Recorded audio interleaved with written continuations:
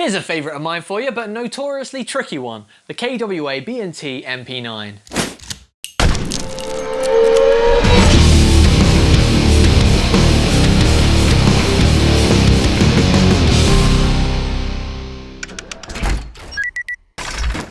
The real steel B&T MP9 is designed in Switzerland and is designed to be a compact machine pistol operating at a very high rate of fire. This licensed airsoft replica is an immaculate rendition of the MP9, especially seeing as it's gas blowback rather than electric running on a battery.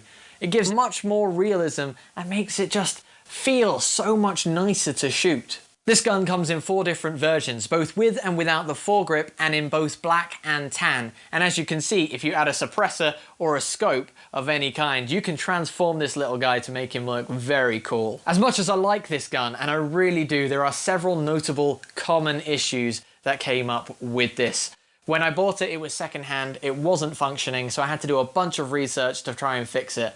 And what I found was, well, I'll explain a little bit as we go, but to save time, in the description I'll have some links that will send you to some of the common issues and common ways to prevent your gun from breaking before you use it. Externally, both the upper and lower receiver are polymer. The rail on the top of the gun is polymer, although the rail on the side of the gun is actually metal. On the top, of course, you can mount your scopes. On the side, you can mount a laser, a flashlight, or if you're like me, a camera. Along with the metal side rail, you also have a metal takedown lever and a metal bolt catch. However, the fire selector and mag release are both plastic. You have a plastic charging handle, which once pulled, pulls back the bolt, which gets caught by the bolt catch. One of the cool features about this gun is its folding stock. You can either have it out to arm's length like so, or you can fold it, and in a CQB environment, that'll give you much better access around the corners, much sharper, and get you acquiring those targets much quicker. This gun fires in both semi-auto and full auto, and the rate of fire on full auto is immense. I fully recommend that if you have one near you, give it a try. Now bear in mind that because this is second-hand, this sight is actually broken. It features a traditional peep sight at the rear and a front post at the front. Just line them up and away you go. I prefer using an optic on this. Gets me a little bit further away from the frame and a little bit more accurate. Now this is obviously the version with the foregrip, but if you have the version without the foregrip, as well as having a Picatinny rail on the top and side, you will get one underneath as well. The magazine is a heavy metal 50 round magazine. It holds a lot of gas, and do you know what? Feeds beautifully. That's all I gotta say about the mag. Does a good job. Finally, on the externals, we have a rear sling attachment point. What else is there to say?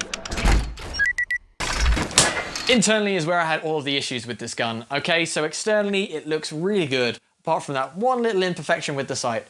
Internally, things were not so crisp. The guy that sold it to me sent it without any packaging in the box. He just put it in a box and flung it out. There was nothing but this, and so it got thrown around quite a lot.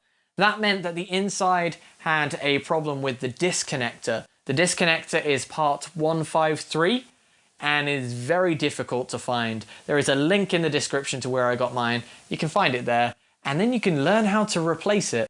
It's a lot of fun. Video to that as well. Along with the disconnector being broken, there was also an issue with this gun venting gas. It would fire a couple of shots and then the bolt would seize up and just vent gas straight out the top, not being able to do anything about it. Now, instead of trying to rectify the bolt, finding out what the issue is, and then replacing those parts, I actually ended up replacing the entire bolt for a CQB bolt.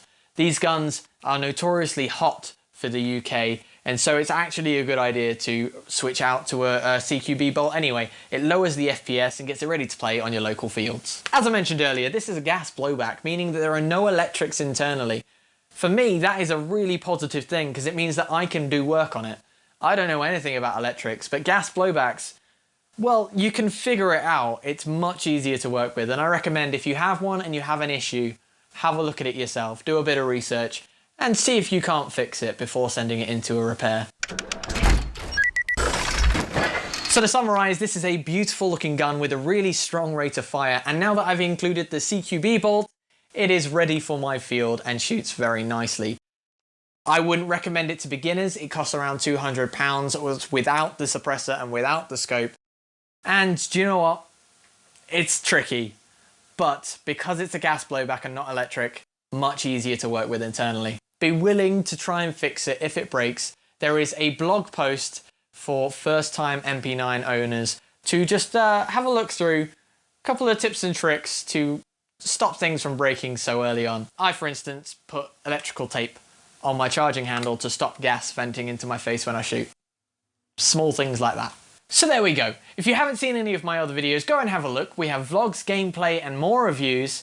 Don't forget to hit like, don't forget to subscribe if you haven't already, and until next week, take it easy.